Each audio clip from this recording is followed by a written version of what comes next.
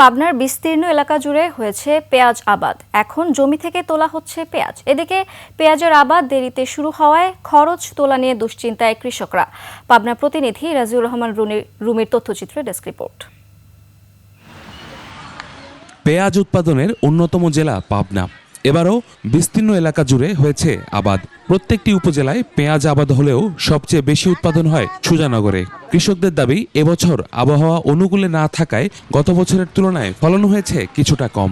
যদি ক্ষেতের ন্যায্য মূল্য না পাই তাহলে সার আমরা এত বেশি দাম দিয়ে কিনি, লস খাচ্ছি। পেঁয়াজ চাষি যদি তারা বড় অঙ্কের মোটা ধরা খেয়ে যায় বা ক্ষতিগ্রস্ত হয়, তাদের মানে সব দিক দিয়ে একটা বড় অঙ্কের ক্ষতিগ্রস্ত হয়ে যায়। গেলবার কৃষক ভালোই পাইছিল, লাভবান হয়েছিল, এখনো এই বাজারেও লাভবান হচ্ছে না।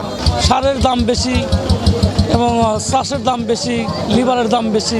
পাবনায় মুড়িকাটা ও হালি পেঁয়াজের আবাদ অসময়ের বৃষ্টির কারণে দেরিতে শুরু হওয়া, বীজ, সার ও শ্রমিকের মূল্য বৃদ্ধি পাওয়ায় হতাশা প্রকাশ করেন কৃষকরা। আমাদের লেবারের দাম বেশি, সারের দাম বেশি। আমাদের 2200 টাকা বাজার হলে কি আমার পড়তা হয়। কৃষি বিভাগ জানায়, গত বছরের তুলনায় লক্ষ্যমাত্রার চেয়ে বেশি আবাদ হয়েছে এবার। তবে ন্যায্য মূল্য নিশ্চিতে কাজ করছেন তারা। উৎপাদন ভালো, কিন্তু সকলেই অবগত আছেন যে উৎপাদন বেশি হইলে বাজার দর অনেকটাই সহনীয় পর্যায়ে আসে। আমাদের বাজার দর বর্তমানে 30 থেকে 40 টাকা প্রতি কেজি। এতে ক্রেতা সাধারণ খুশি, কিন্তু কৃষক পর্যায়ে কিছুটা মিশ্র প্রতিক্রিয়া রয়েছে। আমরা এটা তদারকিতে রেখেছি যেন কৃষক পর্যায়ে কোনোভাবেই ক্ষতিগ্রস্ত না হয়।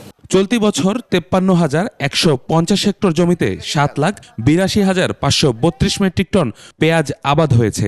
কৃষকরা বলছেন, সার বীজের দাম নিয়ন্ত্রণ করলে সাধারণ ক্রেতারা সাধ্যের মধ্যে পেঁয়াজ কিনতে পারবেন। ইউসুফ হাসান নাইম, 21 টেলিভিশন।